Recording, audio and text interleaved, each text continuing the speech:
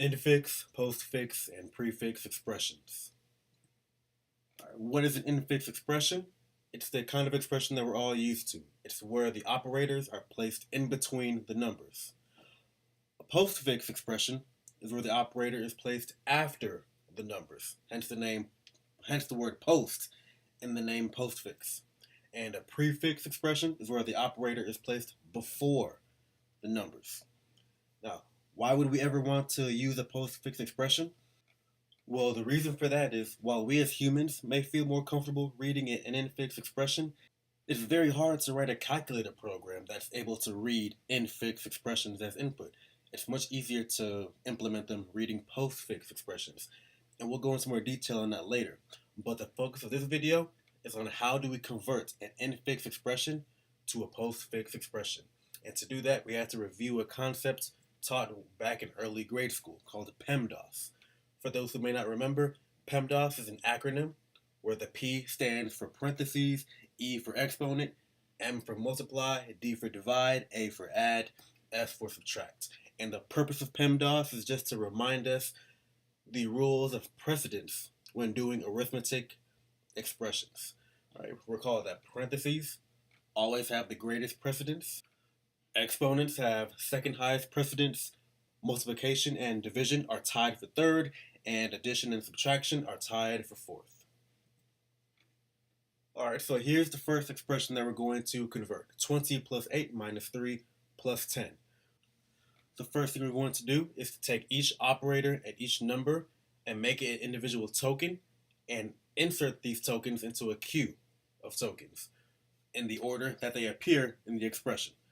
And then the output of this algorithm will be a queue of tokens as well, where the tokens will appear in the order that they should appear in the postfix expression.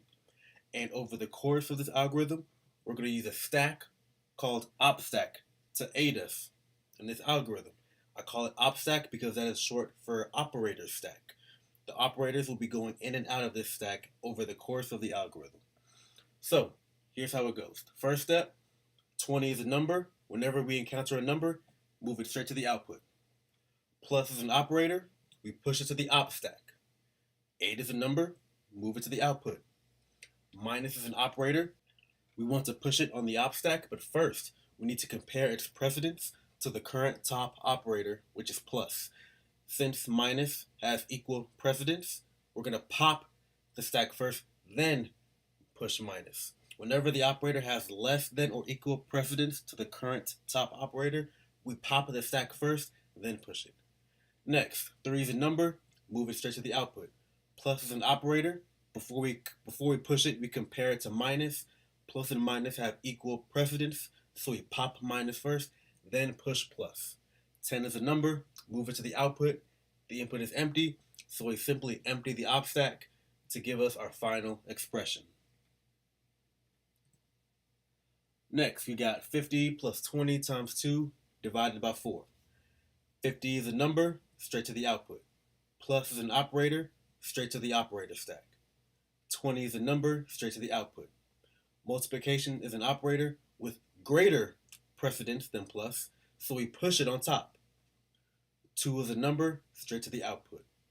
Division is an operator with equal precedence to multiplication, so we pop multiplication, but it has greater precedence than plus, so we push it on top of plus.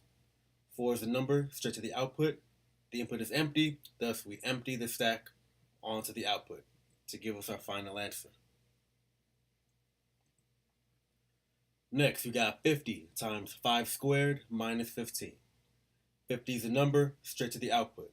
Multiplication is an operator, straight to the stack. 5 is a number, straight to the output. Exponent is an operator with greater precedence than multiplication, thus we move it to the op stack. 2 is a number, straight to the output. Minus is an operator with less precedence than the exponent operator, so we pop it. It also has less precedence than multiplication, so we pop that as well. Then push minus onto the stack. 15 is a number, straight to the output. The input is now empty, thus we empty the stack onto the output, giving us our final answer. Next, we got 20 times 5 plus 3 wrapped in a pair of parentheses divided by 4. 20 is a number, straight to the output. Multiplication is an operator, straight to the stack. Next, we got open parentheses. Parentheses has the greatest precedence of all, thus it goes straight on top. 5 is a number, straight to the output. Plus is an operator with less precedence than open parentheses. However, we treat parentheses different from the other binary operators. Open parentheses will not get popped until the corresponding closed parentheses gets met. Thus, plus will get pushed on top of it. Next, 3 is a number, so it goes straight to the output. Now we've met the corresponding closed parentheses, so what we're going to do now is pop the stack until we reach that corresponding open parentheses. Once we do that, we get rid of the parentheses tokens because we no longer need them. Next, we got division. Division and multiplication, equal precedence, so we pop the stack, then push division onto it. 4 is a number, straight to the output. Input is empty, thus we pop the stack onto the output to get our final expression. Next, we got 10 times 4 plus 3 times 2 wrapped in a pair of parentheses minus 5.